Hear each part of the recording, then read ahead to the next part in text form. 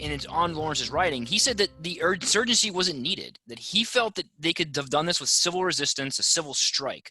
So that kind of leads me to ask, like, is the Gene Sharp, the civil resistance, the non-violent, the Gandhi style, the actual kind of what Lawrence would have done part two? Would if he have, and is that kind of the future we go to? And I think we're going to discuss a little bit more future in some of the questions, but that's my question then. Is the civil resistance, is the non-violent resistance, is the strikes, is that what Lawrence ultimately would have done if he had it over?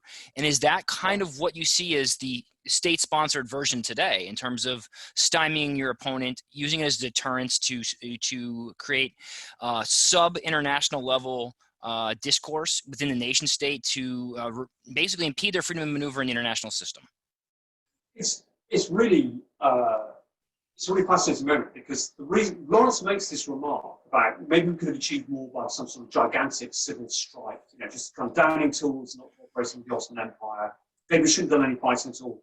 It's very appealing to a post-First World War generation who lost thousands of lives. Britain is kind of really traumatized.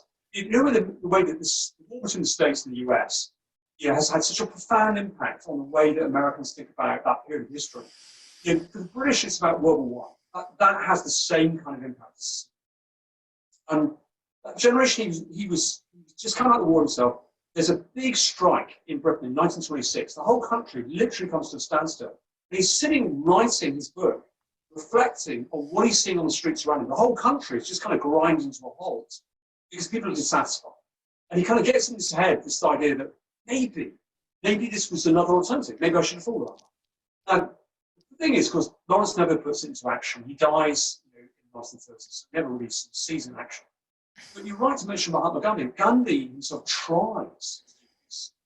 And the funny thing is, when you do things like Gilets jaunes on the streets of Paris, right? When you do large-scale civil disobedience in a liberal democracy, it can work.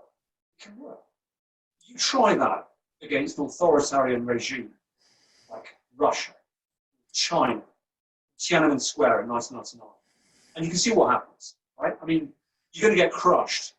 There was a famous remark made by Dietrich Bonhoeffer, the pastor who opposed Hitler in the Second World War, and before he was captured and executed for his part in the plot against Hitler's life in 1944. He made a comment to his wife that resisting a dictatorship is like standing on a snake, because its head will come up and bite you.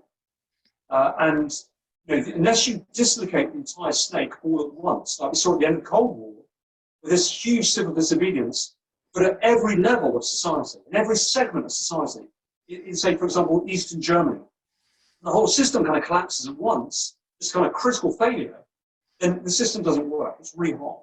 And when the early Indian nationalists took on the British Empire in India, and they tried to get the British authorities to sort of see sense, the British were initially very robust. They're very violent initially against this conflict. And then gradually they realised that this was counterproductive. And then the Indian nationalists know they're on the winner, and they gradually apply more and more civil pressure on the British authorities until eventually it's evident to the British authorities it's just got to go. And after the Second War is over, by 1946, it's pretty clear which way it's going to go, and the British are out. They got 1947, they're gone. And I think there's a really interesting balance here. These things don't happen instantaneously. It's not as simple as a civil strike. Lawrence is being a little bit naive, and I think only works under certain conditions. And hey, let's face it, all of his ideas only work under certain conditions.